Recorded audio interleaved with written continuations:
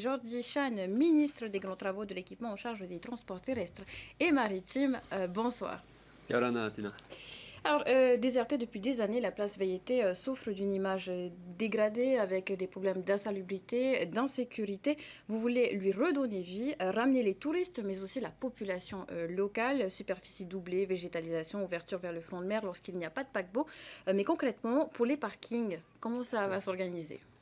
Alors, pour les parkings, en fait, on va, comme vous le disiez, ce qu'on souhaite, c'est doubler la superficie de la place Vaiete existante et on souhaite la transformer en un véritable poumon vert. Mais pour ça, on a besoin d'empiéter sur le parking existant qui est situé à côté de la gare maritime.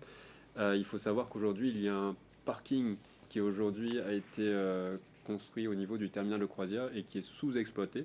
Et ce qu'on souhaite, c'est remplacer du coup le terminal de la gare maritime, le parking de la gare maritime par le parking du terminal de croisière international. Les deux sont payants?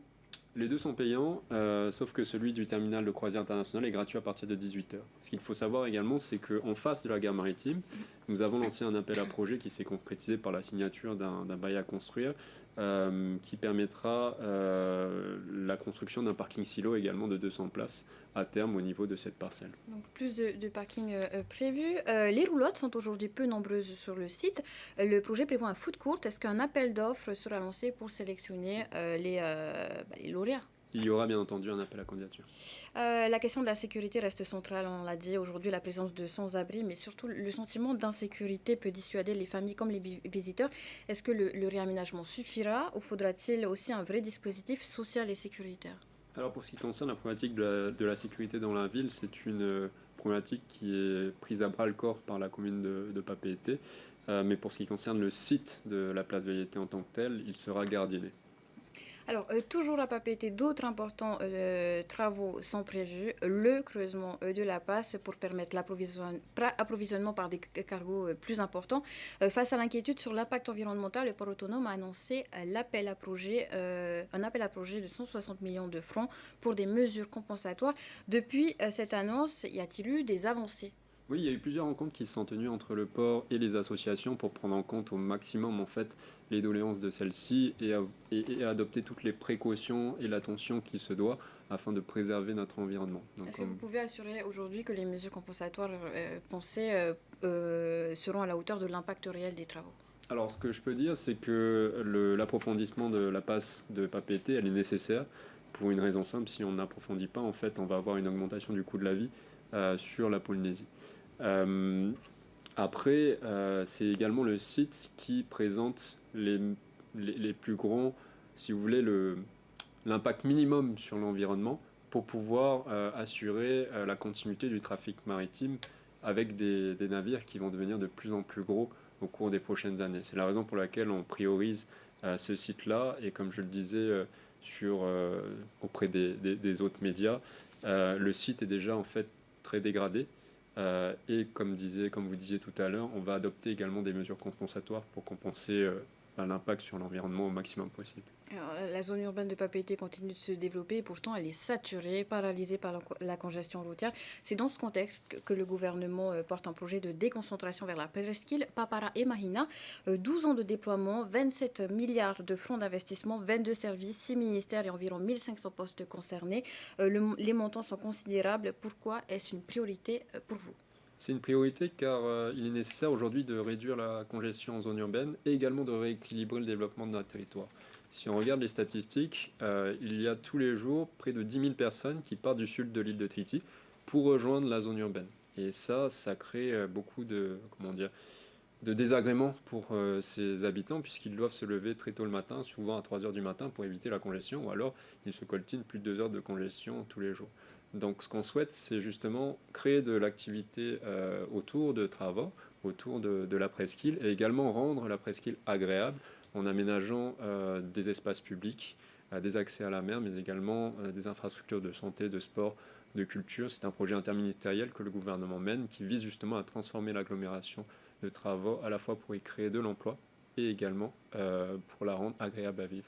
Une des autres réponses à la congestion routière, ce sont les transports en commun. Le dernier rapport de la CTC, de la Chambre territoriale des comptes, dresse un constat très mitigé sur la délégation confiée à la société RTCT, des progrès, notamment avec le renouvellement de la flotte des bus, mais une offre encore insuffisante, notamment le soir, le week-end, et une accessibilité à revoir pour les personnes à mobilité réduite.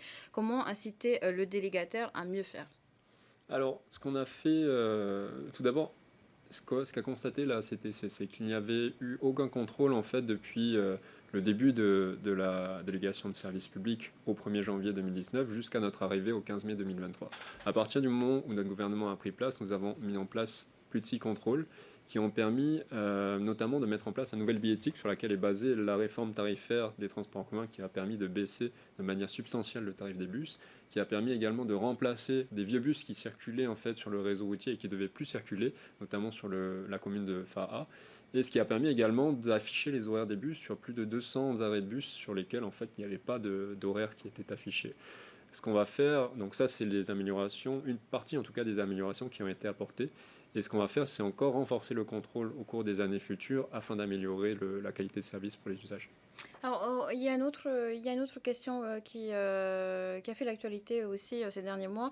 Le permis moto est à l'arrêt, c'est un énorme problème. Quelle solution à venir?